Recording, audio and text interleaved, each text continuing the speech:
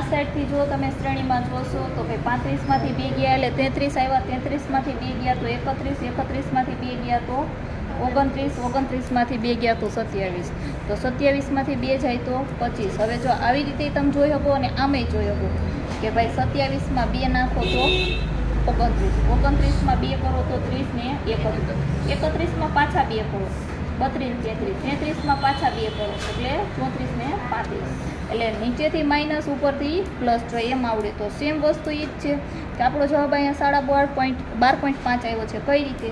તો 100નો ભાગાકાર કરો તો 50, 50નો ભાગાકાર કરો તો 25, 25નો ભાગાકાર કરો તો 12.5. હવે એ જ વસ્તુ 12.5નો ગુણાકાર કરો 2 વડે, 12.5ના 2 કરો તો કેટલા થઈ જાય? 25, 25 દુ 50, 50 દુ 100. આ આપણી શ્રેણી છે. હવે આમાં આપણે હજી એક લઈ લેશું કે 2, 6, 24, 120. તો 2 તેરી 6, 6 ચોક 24. હવે બે વસ્તુ ખબર પડી ગઈ કે 2 તેરી 6, 6 ચોક 24. તો હવે એ વસ્તુ આપણને ખબર હોવી જોઈએ કે 3 પછી 4, તો 4 પછી શું આવશે? 5. 2 તેરી 6, 6 ચોક 24, 24 પંચા 120. તો 3 પછી 4, 4 પછી 5. હવે 5 પછી શું આવશે? 6. જો 6 આરે 120નો ગુણાકાર ન આવડે તો આવી રીતે કે 6 નો 0, 6 દુ 12, 6 એકુ 6, 6 ને 1 7. આનો આપણે ડાયરેક્ટ પણ ગુણાકાર કરી શકીએ કે 12 છીક 72. શું આવે? 12 છીક 72. 0, 0 જવાબ આવશે 720. હા કે ના? 2 તેરી 6, 6 ચોક 24, 24 પંચા 120, 120 છીક 720.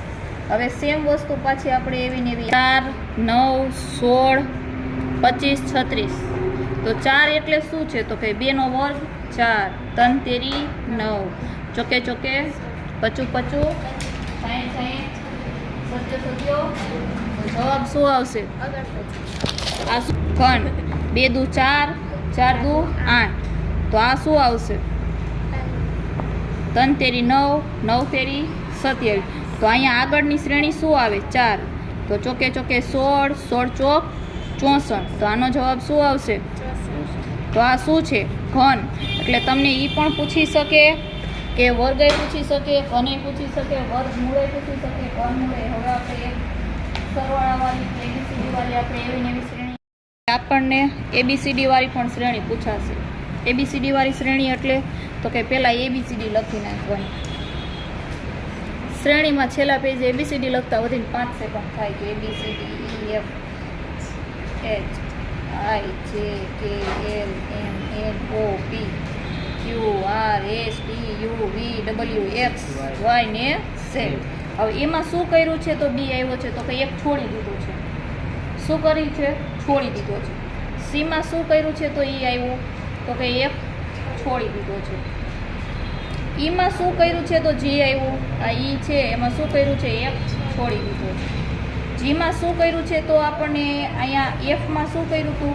તો એચ આવ્યો. અહીંયા જીમાં શું કર્યું છે? તો એક છોડી દીધો છે. સેમ એ જ વસ્તુ. તો એચ પછી આપણે આ એક છોડી દેશું. શું કરશું? છોડી દેશું. બધામાં એક એક વસ્તુ છોડેલી છે કે નથી છોડેલી? આપણી આ શ્રેણી છે અહીંયા રહે. એક એક વસ્તુ ઓલરેડી છોડેલી છે. એ જ વસ્તુ આપણે જોશું. આ ઈ પછી જી અને જી પછી આપણે ડાયરેક્ટ જવાબ અહીંયા આપવાનો છે. તો જી પછી આપણો જવાબ શું આવશે? એચ છોડીને આઈ. એક એક વસ્તુ છોડેલી છે. ફરીથી આપણે જોશું. એમાં એક છોડ્યો, બી છોડી દીધો છે એટલે એમાં એક કરેલો છે પ્લસ. હા કે ના? કે ભાઈ એક પ્લસ તમે કરી શકો કે ભાઈ આમે કરી શકો કે 1 ને 2, 1 ને 2 એટલે સી. હા કે ના? હવે સીમાં 1 ને 2 એટલે ઈ. હા કે ના? હવે ઈમાં 2 નાખો તો 1 અને 2 એટલે જી. તો હવે જીમાં પણ 1 અને 2 નાખો, 1 ને 2 એટલે આઈ. બરોબર?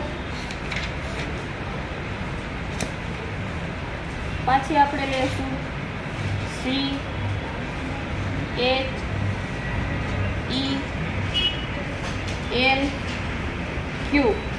હવે સીમાં કેટલા નાખ્યા છે એ રીતે જોવાનું. આ સી છે તો એના પછી ઈ આવી ગયો છે. 1 અને 2 કેટલા નાખ્યા છે +2. આના આખે ચાર્ટ કરવો હોય તો ચાર્ટ પણ થઈ શકે. જો ચાર્ટ કરી નાખો. કેટલા છે 2. હવે ઈમાં કેટલા નાખ્યા છે તો એ જ આવે. તો 1 2 ને 3. તો હવે આપણને થોડોક અંદાજો આવી જાય કે 2 પછી 3 થયા તો 3 પછી શું આવશે. તો જોઈ લેવી. 4 આવે છે. આ H છે. 1 2 3 ને 4. હા 4 આવી ગયો. તો હવે અહીંયા શું આવશે 5. L પછી 1 2 3 4 ને 5. હા આપણી વસ્તુ શ્રેણી સાચી છે. આપણે સાચી દિશામાં જાવી છે કે 2 નાખી તો E આવે, 3 નાખી તો H, 4 નાખી તો L, 5 નાખી તો Q. તો હવે એના પછી આપણે જોવાનું છે કે Qમાં કેટલા નાખવાના 6. હવે સીધી જ ખબર પડી જાય કે 1 2 3 4 5 ને 6. તો આપણો જવાબ શું આવશે. હવે શ્રેણીમાં કાંઈ પ્રોબ્લેમ. આ આપણી શ્રેણી